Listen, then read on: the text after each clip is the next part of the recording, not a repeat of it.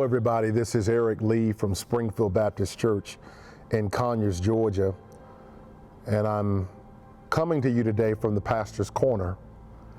I'm within the walls of the Springfield Worship Center, and it's been almost 11 months since we've worshiped in this sanctuary as a congregation. And there's a reason for that, because out of an abundance of caution, and because we want to keep you as safe as possible, we've opted to worship in virtual context only.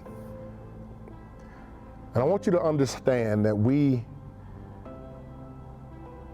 have been doing our due diligence to keep our congregation safe for the last 11 months. We didn't bring you this far, we didn't lead you this far to stop being careful now. And so there's no way, if we're going to put you at risk in the last 11 months and choose not to put you at risk, there's no way we're going to put you at risk now. And I want to share with you from my heart about the COVID-19 vaccines. I want you to understand and have the greatest and latest information so that you can make a decision about your health and our collective health moving forward. And I want you to have the most up-to-date information, and I want you to understand the information I had as I made my decision. All 5 vaccines with public results, they are Pfizer, Moderna, AstraZeneca, Novavax, and Johnson & Johnson. All 5 have eliminated COVID-19 deaths and have drastically reduced hospitalizations. That's directly from Johns Hopkins Hospital. There was a clinical trial where 75,000 people received one of these 5 vaccines. No single person of that 75,000 died from COVID-19. Only a few of them were hospitalized. There were no hospitalizations after the 28th day of receiving the shot. You can still get COVID after being vaccinated, but severe outcomes are dramatically reduced with the vaccine. That's according to Dr. Aaron Rickerman, who is an infectious disease specialist at the University of Pennsylvania. 75,000 people who took the vaccines, 0 deaths. Compare that to 75,000 adults who got COVID. For every 75,000 people that get COVID, 150 people are expected to die. Hundreds are expected to be hospitalized. But after receiving the vaccine, there were 0 deaths and only a handful of hospitalizations. 75,000 people who got the flu, 5 to 15 will die, and 100 will go to the hospital. COVID vaccines reduce these numbers. They reduce the number of deaths to 0. Now, Julia Marcus of Harvard Medical School says that these vaccines are poised to deliver an end to this pandemic.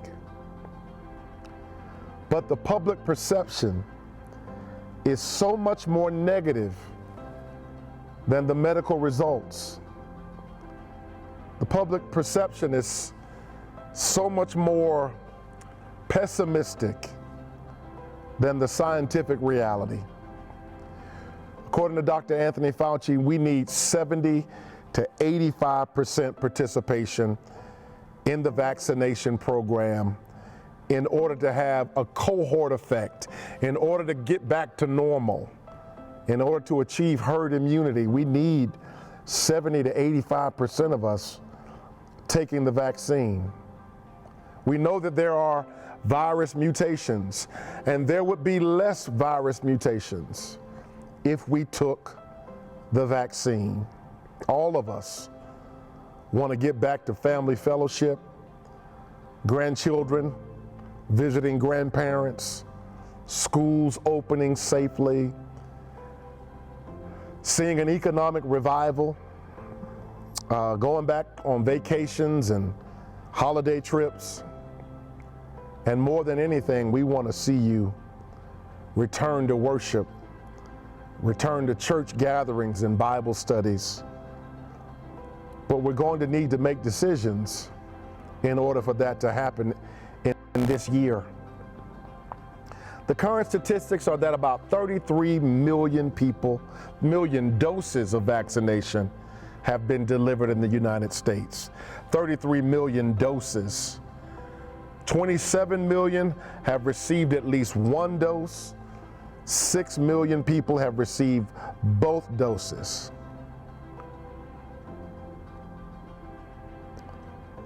Only 5% of those vaccinated have been African Americans, less than 5%.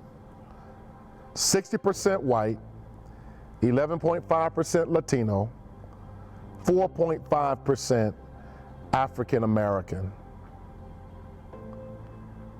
We're not going to get there if we are vaccine reluctant. This video has been designed to give you as much information as possible to save your life and to save the lives of those that you love dearly. We have several reasons to be suspicious of vaccinations, but this is not the Tuskegee experiment. This is not the Tuskegee experiment. There have been more than a couple of historical malpractices in the black community. But we've got to be careful in this moment to not utilize that misinformation and disinformation as a way to discourage people from taking this vaccine. I know that there are those of us who think that it was developed too fast, there's not enough research, that people are getting Bell palsy or people are taking the vaccine and dying. Hank Aaron did not die of COVID-19 vaccination. And we want to encourage you not to get your information from an unreputable source. We want to encourage you to get it from the scientific minds, of which there are white minds, black minds, and Latino experts. There's an expert for everybody to get the truth. And so this video has been designed to get you the information that you need, because while product availability is low right now, in the coming weeks, we expect to see it made available, and we want you to be as safe as possible. So please take some additional time to see what happens next. Our last Sunday morning worship service was March the 8th, 2020. COVID-19 has changed almost everything about what we do. Our inability to gather has been the greatest transition and the greatest hardship, because fellowship is essential not only to the Christian faith, but just human development altogether. And it's important to do all we can to keep a human touch, even though it may have to be a virtual human touch. One of the members of our church was the first to be diagnosed with COVID-19 in the county. And her story has been a happy ending, and it has a lot to do with Piedmont Newton. But in her case, it taught us so much about what people were feeling around the country, because we couldn't run to the side of her family. We couldn't go to the hospital. All we could do was disclose to our congregation, and so we began to develop this new ethic about what do you do when there is a potential outbreak, and disclosure is a part of that. Wearing masks is a part of that. But we have a number of families that when one person got sick, the entire household got sick. We have a number of families that have had extended family members pass away in other states and even in other countries. And unfortunately, what we do in church and the shared air we have in a place like this happens to be the best case scenario for the spread of the disease. Well, I think what we did today at Piedmont Hospital, I think it's going to encourage dialogue, I pray, among other clergy and other community influencers to talk about what are we going to do when the vaccine becomes more available than it is today, and we get to phase 2 and phase 3 and phase 4 of implementation. There are questions that our community has. They're legitimate questions, many of them, and it's important that we confront the misinformation. It's important that people of color are seen receiving the vaccine and seen giving the vaccine. We need Black doctors, Hispanic doctors across the spectrum that can help tell that story. I understand the history of Black trauma. I understand the history of Black pain. But if we do not do what's necessary to determine what's fiction from what's fact, then we're going to have more Black pain. And I think today we're helping to start that discussion. I've had allergies growing up, and I wanted to assure people that the discussion about the ingredients. We're not seeing any consistent reactions to people nationwide. People who have had reactions to vaccines in the past, we just want to watch them a little more closely. And that's why we're doing an observation period after the vaccine. We do a 15-minute observation for everybody, and we do an additional 30 minutes for people who have had some sort of vaccine reaction in the past, or maybe are allergic to some of the common materials that you would find in a vaccine. Giving you your COVID vaccine today. Just like most injections, your arm will likely be sore. That's okay, just keep using it like you normally would. It'll kind of work that soreness out. Okay. Traditional vaccines usually utilize an inactivated form of the virus. And so the virus gets introduced to your body, and your body develops an immune response, and you learn how to fight that virus. This is different. This vaccine is using what they call messenger RNA. So it goes into the plasma of the cells and teaches the cells to make a protein that is similar in makeup to COVID-19. And so it does the same thing, and your body learns to fight the virus that way. There are some people who are concerned about that, thinking that it changes their DNA. It does not. That's not how messenger RNA works. And we've utilized messenger RNA for decades in other therapies. So this is not new technology in the realm of how to treat people or how to provide medical care, but it is new for vaccines. As I told our staff here, as I've told our community and our church, we're going to do all we can to get you the answers that you need to make a life-saving decision. To the extent that, the creation of this vaccine is a miracle. With 94%, 95% efficacy, that is miraculous. And people of faith ought to embrace miracles instead of being afraid of them. It doesn't matter what happens nationally. What happens locally is most important right now. Because if we don't get 70% of the people here, then it's not going to get to that herd immunity level.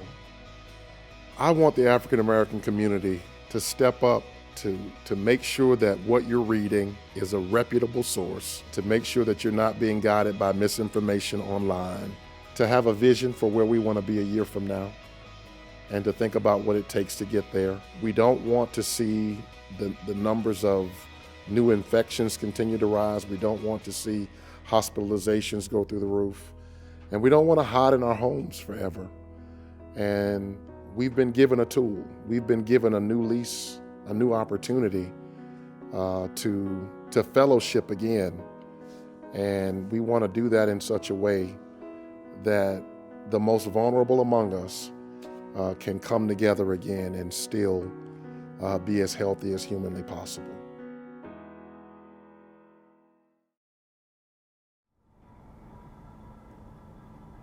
Thanks for taking time to watch that video. I want you to know that we didn't jump the line in order to get vaccinated. That vaccination that came to me was a part of the medical team vaccinations that are available at Piedmont Hospital for their staff, and it's intended to make sure to inspire others who are reluctant to take their vaccination that it's indeed safe to do so. So I want to encourage you to make sure that no vaccination goes wasted. I want to encourage you, and so much so that Springfield Baptist Church is announcing that we're going to utilize this campus to deliver the vaccine beginning on February the 15th.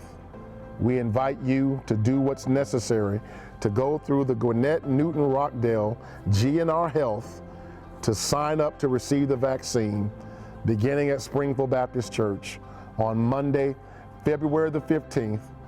And we hope to do this throughout the entire summer to make sure that you have every opportunity possible to walk in good health. Thank you again, and God bless you.